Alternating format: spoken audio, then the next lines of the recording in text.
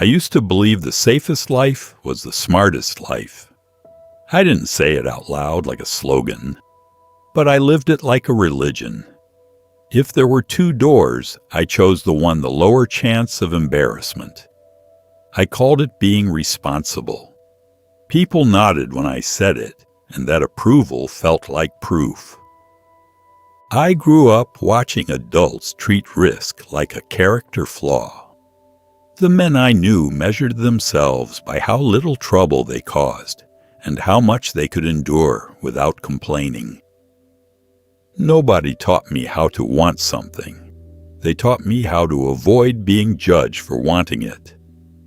I learned to keep my dreams small enough to fit in a pocket and quiet enough to never attract attention.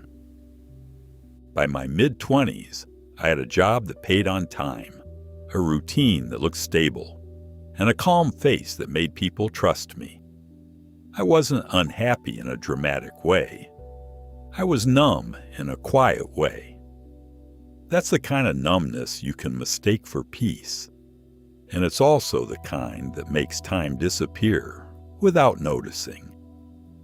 I kept a shoebox in the back of my closet where I put important things, old receipts, a spare key, and papers I didn't need. That shoebox was my personality. I didn't see that I was also preparing for a life that never happened. There was a woman named Tessa I met at a friend's birthday dinner. She laughed with her whole body like the room was hers, and she asked questions that made me feel seen and exposed at the same time. When she asked what I wanted out of life, I did what I always did. I gave her the safe answer. I told her I wanted stability. I told her I wanted a good future. I didn't tell her I wanted to feel alive, because I didn't trust that sentence. Tessa liked me, I could tell. We started seeing each other, and it was easy at first, because I was good at being easy. I was good at being pleasant. I was good at never asking for too much. I thought that was love. I thought being low maintenance was a virtue. I didn't recognize the bill hiding underneath it. The more careful you are, the less you reveal. And the less you reveal, the less anyone can truly meet you. One Friday, she called and asked if I wanted to drive out to a lake 2 hours away, just the two of us.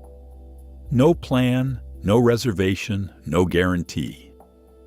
I remember standing in my kitchen, looking at the neat stack of work papers on the counter, hearing hesitation rise in me like a shield.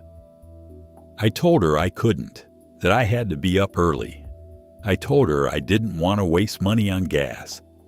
I told her we could do it sometime soon. She didn't argue. She just went quiet, then said, "Okay." That okay was polite, but it landed heavy. After we hung up, I felt that familiar relief, the relief of having avoided risk. I didn't understand that relief was also a warning. When your best feeling comes from not living, you're already paying. You just don't see the receipt yet. Careful living has a way of turning into careful love. You start managing your life the way you manage a budget. Minimize losses, avoid surprises, keep things predictable. I became a man who tried to control outcomes by controlling himself. I filtered my words, sanded down my opinions, smiled at things that didn't make me happy, because conflict felt like a crack in the floor. If the floor cracked, I might fall through. That was the fear underneath my politeness. Tessa wasn't reckless. She just didn't treat life like a fragile object. She'd say yes to a new restaurant, yes to a last-minute concert, yes to an afternoon walk without a destination. She made room for unplanned joy. I watched her do it the way you watch someone speak a language you never learned. It looked natural for her. It looked dangerous to me. When she talked about taking a photography class, I encouraged her. When she asked if I'd take one with her, I said I was too busy. That was my favorite lie, because it sounded noble. Busy meant responsible. Busy meant adult. Busy meant I didn't have to admit I was scared of being bad at something in front of her. I snapped one photo and handed it back fast. She said, "You act like fun is fragile." My job promoted me around that time, and I took it immediately. More money, more hours, more fatigue. I told myself I was building a life for us. I didn't notice I was building a wall between us. The first time she said, "You're not really here when you're here," I laughed like it was a joke. That laugh was a coward's reflex. I laughed so I wouldn't have to answer. We started arguing about small things, dishes, errands, being late, forgetting plans. Those weren't the real fights. The real fight was always the same. She wanted a relationship with a pulse, and I wanted a relationship that never made me uncomfortable. I was chasing safety so hard, I couldn't see how unsafe it felt to her. Comfort and connection aren't the same thing, and sometimes comfort is the enemy of connection. One night she brought up the lake again, not as a demand, just as a question. "Do you ever want to do something that doesn't make sense on paper?" she asked. I remember feeling cornered by a simple sentence. I said something about saving money, something about priorities. She listened, then said quietly, "You're always saving for a life you're not living." I wanted to argue with her. I wanted to defend my caution. But her words hit the part of me that already knew. The truth is, I wasn't saving for a life. I was saving myself from feeling foolish. I was saving myself from uncertainty. I was saving myself from the risk of wanting her and needing her.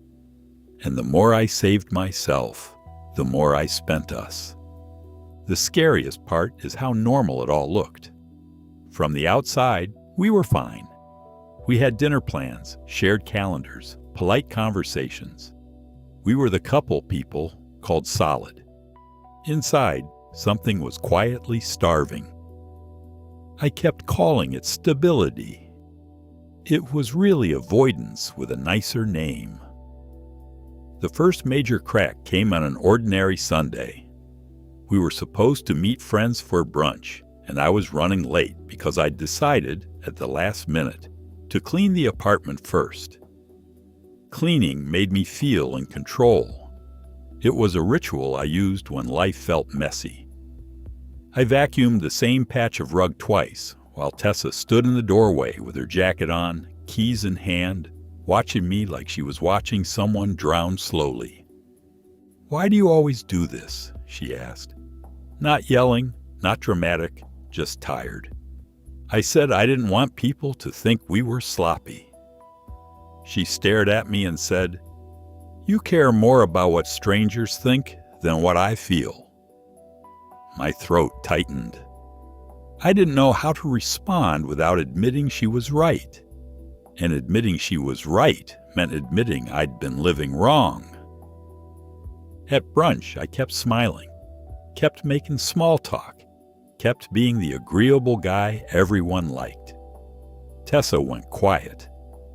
Our friends didn't notice at first because I filled every silence with something harmless. That was my skill. I could keep a room comfortable, even while my own life was collapsing. Later that afternoon, she asked if we could talk. The way she said it made my stomach drop, because I knew it wasn't about dishes or schedules. We sat on the couch, and she told me she felt lonely with me. She said she needed me to be present. She needed me to choose her with more than logistics and habits. She needed me to stop treating love like a contract. I did what I always did. I offered solutions. I said we could plan a trip. I said we could do date nights. I said we could make a budget for fun as if joy could be approved like an expense. Tessa shook her head and said, "You're still trying to control it." She was right. I was trying to fix our relationship the way I fixed everything, by removing uncertainty. Then she said something that hit me harder than any argument. "I don't think you know who you are without being careful. I didn't know who I was without caution. I didn't know what I wanted unless it was safe to want it. I didn't even know how to say, 'I'm scared,' without feeling ashamed." That night I pulled the shoebox down from the closet. Receipts and papers spilled out across the floor. I stared at it and realized I had been storing my life the same way. Everything preserved, nothing used. We didn't break up that day. That would have been clean. Instead, we drifted. The conversations got shorter, the laughter got thinner, the silences got longer. I started coming home later, not because I wanted to work, but because I didn't know how to walk into a house where the truth was waiting. I told myself I was protecting her from my stress. I was really protecting myself from her honesty. That's a part of careful living nobody warns you about. It makes you allergic to reality. You stop building resilience and start building routines. Then the moment you need resilience, all you have is routine. And routine can't hold you when the ground shifts. A few months later, my father had a minor stroke. Not the dramatic kind you see in movies, but the kind that changes small things and forces you to notice time. His speech was fine, but his hand shook when he tried to pick up a cup. He hated that. He hated needing help. Watching him struggle woke up a fear I didn't like to name. The fear that life could change without my permission. I started visiting him after work, and on those drives I kept thinking about how many later decisions I'd made. Later for travel, later for fun, later for risk, later for love, later for my own life. I'd treated time like it was a savings account. I thought I could stockpile it. Seeing my dad's shaking hand made time feel like smoke. One evening, after we got home from the hospital, Tessa was sitting at the table with her laptop closed, like she'd been waiting for me. She told me she'd been offered a job in another city. Not across the country, but far enough that it would change everything. She said she hadn't accepted yet because she wanted to talk to me first. She looked at me and said, "I need to know if you're coming with me or if you're staying with your safety." That sentence made me freeze. It wasn't an ultimatum. It was a mirror. I could feel my old self reaching for the safe path. Keep the job. Keep the apartment. Keep the predictable life. Keep the version of me people approved of. I could also feel something else, smaller but louder than I expected. The desire to choose her. The desire to choose a life that wasn't measured in risk reduction. I told her I needed time to think. Of course I did. That was my instinct. Delayed decisions until they stopped being decisions. Tessa nodded, but her eyes changed. People don't leave when you say no. They leave when you say maybe too many times. That week, my dad pressed a hospital wristband into my palm. I held that thin strip of plastic on the drive home and thought about how little it took to mark a life. Name, date, time. One mistake, one stumble, and your body becomes paperwork. I spent the next week doing spreadsheets in my head. I calculated costs, commute times, career trajectories, worst-case scenarios. I didn't calculate the cost of losing her. I didn't calculate the cost of living with myself if I let fear decide. The things you don't measure still charge you. When I finally spoke, I didn't say no. I said, "It doesn't seem smart." That phrase is a disguise. It sounds like wisdom. Sometimes it's just fear wearing a tie. Tessa didn't yell, she didn't beg. She just said, "Okay." I needed to know. A month later, she moved. The apartment felt bigger after she left, like the air had more room to echo. Friends asked what happened, and I gave polite explanations about timing and careers. Nobody could see the truth because I didn't want them to. I had chosen the safe path again, and this time I could feel the price immediately. The quiet wasn't peace. It was an invoice. Felt hollow. It felt like I'd built a felt hollow. It felt like I'd built a house out of rules and then realized the rules didn't love me back. I kept expecting relief.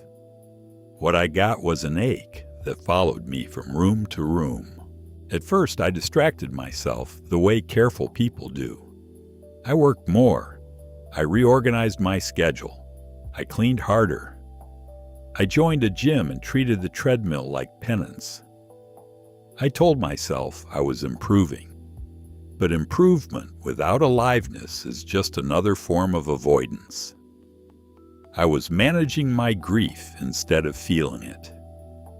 I was doing what I always did, controlling the surface to avoid the depth. Then my dad's health declined again, slowly, frustratingly.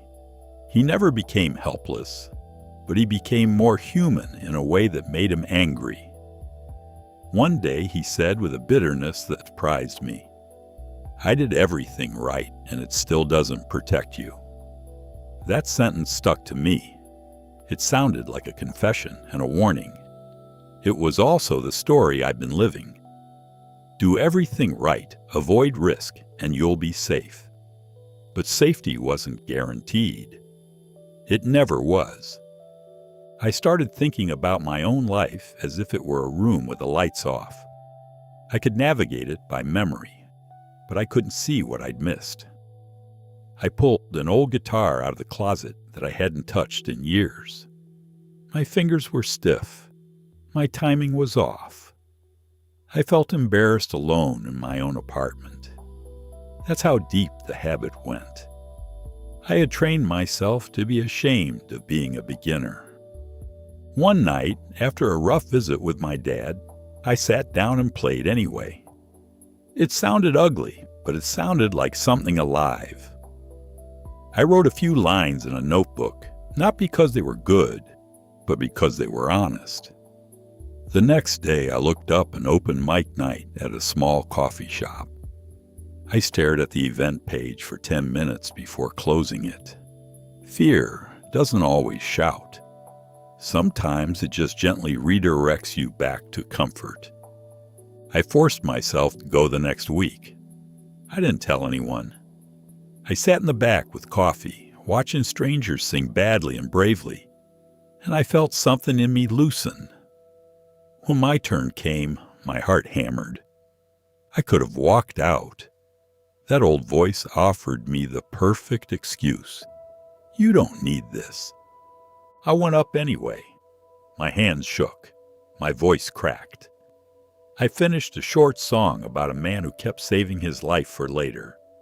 People clapped, not because I was great, but because I was real. I walked back to my seat and felt heat in my chest. I hadn't felt in a long time. It wasn't confidence, it was contact. That night I understood something brutal. I didn't lose Tessa because I was unlucky. I lost her because I kept choosing carefulness over courage. And the price wasn't just losing her. The price was losing myself little by little until a coffee shop stage felt like a rescue. My 40s had taught me how to be stable. My 50s taught me how expensive stability can be when it becomes your identity. I started noticing how often I'd said no to life without meaning to. Not a dramatic no, not a principled no. Just a quiet no disguised as practical advice I gave myself. I called it patience. I called it maturity. I called it being smart. It was fear. I began doing a small experiment. One decision a week that I would have previously avoided. Not reckless decisions, not life-imploding decisions, just honest ones. Calling a friend instead of getting around to it. Taking a Saturday trip to a town I'd never seen. Saying yes when someone invited me somewhere last minute. Buying a ticket to a show even if I couldn't justify it. The point wasn't the activity. The point was retraining my nervous system to survive uncertainty. I wrote Tessa a letter, not to win her back, not to reopen old wounds, but to tell the truth cleanly. I told her she was right about me. I told her I'd been living like comfort was the goal. I told her I was sorry I made her feel alone. I didn't ask for anything.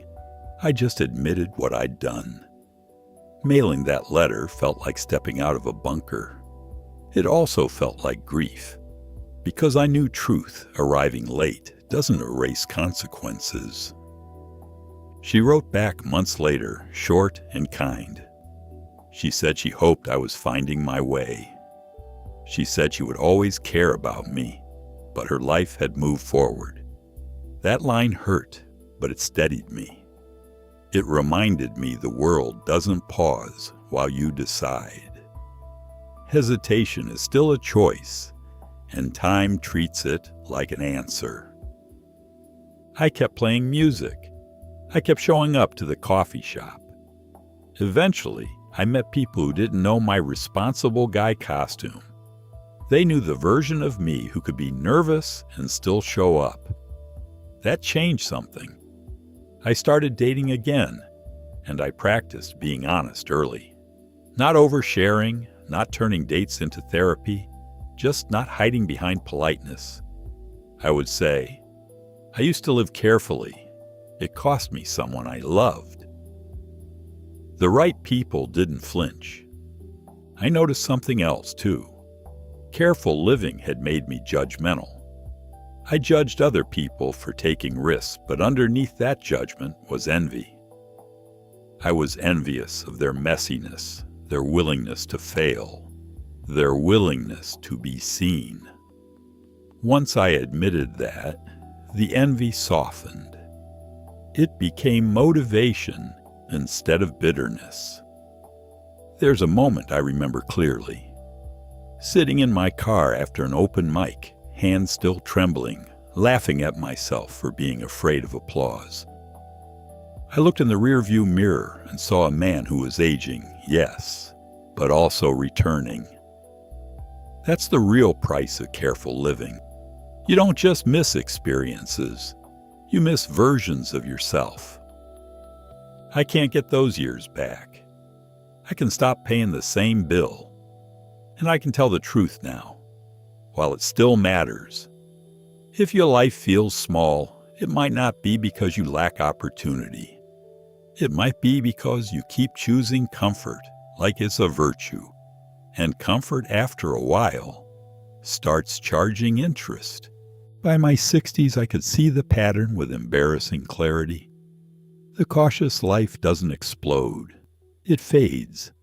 It fades through postponed conversations, postponed risks, postponed joy, postponed honesty. You keep telling yourself you're waiting for the right time, and then you look up and realize the right time has become a story you tell to feel less guilty. I started volunteering at a community center, mostly to keep my world from shrinking again. There were men there who reminded me of my younger self. competent, polite, exhausted. They'd talk about retirement like it was the moment their life would start. They'd talk about one day like it was a plan. I listened, and I could hear the same fear phrases I used to repeat. The language of carefulness is universal. One afternoon, a guy named Paul, maybe 35, pulled me aside after a class and asked how you stopped feeling behind. His voice sounded casual, but his eyes didn't. I told him a story instead of giving him advice. I told him about Tessa and the lake, and the job offer, and the way I use SMART as a shield. I told him how safety can feel like love, until you realize it's just avoidance with good manners. Paul nodded, then asked, "So what do you do when you're scared?" I told him the truth. You do it scared. You stop negotiating with fear like it's an authority. Fear can give input. It doesn't get a vote. Sometimes people don't need information. They need permission. I used to think being careful made you a good person. Now I see it can also make you a distant person because you're always protecting yourself from the very moments that create closeness. Carefulness can keep you clean, but it can also keep you alone. And loneliness doesn't arrive like a storm. It arrives like a schedule you never break. Not long after, I had a minor health scare. Nothing catastrophic, but enough tests and waiting rooms to make the air feel thin. Sitting there, I realized I wasn't terrified of dying the way I used to be. I was more afraid of wasting what was left. That's a different fear. It's cleaner. It doesn't make you hide. It makes you move. I thought about my father's sentence. I did everything right, and it still doesn't protect you. And I finally understood it as freedom. If doing everything right doesn't guarantee safety, then you're allowed to stop living like safety is the prize. You can start living like meaning is the prize. Meaning can include discomfort. Meaning can include failure. Meaning can include saying what you actually feel. I called Tessa one day, not to reopen anything, but to say one simple thing. "Thank you for trying to wake me up." She was quiet, then said, "I'm glad you're awake now." Her voice was gentle, and it hurt, and it healed in the same breath. Here's what I know now with certainty. Careful living doesn't prevent pain. It just delays it and compounds it. You don't avoid the bill. You let it accumulate. Then one day you pay in regret. And regret is always more expensive than the risk you were trying to avoid. I used to think the goal was to build a life where nothing went wrong. I didn't realize that nothing going wrong can be its own kind of wrong. A life without friction can also be a life without fire. When you remove all risk, you often remove all intimacy with your own experience. You become a spectator in your own days. If you could have seen me at 30, you would have called me dependable. That was the word people used. Dependable, solid, safe. Those words can be compliments. They can also be camouflage. I hid behind them for years because they kept me from being questioned. They kept me from being exposed. They kept me from admitting I wanted more than what I'd earned permission to want. I think about a lake invitation sometimes, not because the lake mattered, but because it was a symbol of everything I avoided. Spontaneity, uncertainty, delight without justification. I told myself I was protecting my future. But the future isn't a thing you protect by refusing to live. The future is built out of the days you actually inhabit. When you don't inhabit them, you don't get credit. You just get older. The harshest truth I've learned is that carefulness can look like virtue while it quietly erodes your life. It can look like maturity while it quietly starves your relationships. It can look like wisdom while it quietly keeps you from becoming who you are. That's why it's so hard to spot. People praise you for the very thing that's shrinking you. If I could go back, I wouldn't try to become fearless. I'd try to become honest faster. I would tell Tessa, I'm scared and I'm learning, and I don't want fear to choose for me. I would say it while she was still there to hear it. I would take the lake trip, even if it was awkward. I would take the class, even if I was bad. I would let my life be a little messy so it could be real. I can't go back. So I do what I can now. I say yes more quickly to the things that make me feel alive. I notice when my brain starts selling me smart excuses. I ask myself a simple question. Is this wisdom or is this fear in a suit? That question has saved me more times than any plan ever did. You don't get to keep the time you refuse to spend. You don't bank it. You donate it to regret. And regret will always accept your donation. I lived carefully and I paid the price. The payment wasn't dramatic. It was quiet. It was years.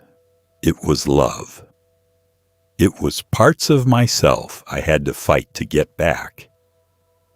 If you're still early enough to choose differently, don't wait for certainty. Certainty is the drug careful people chase. Life doesn't reward that chase. Life rewards presence. The safest life I built never made me feel safe.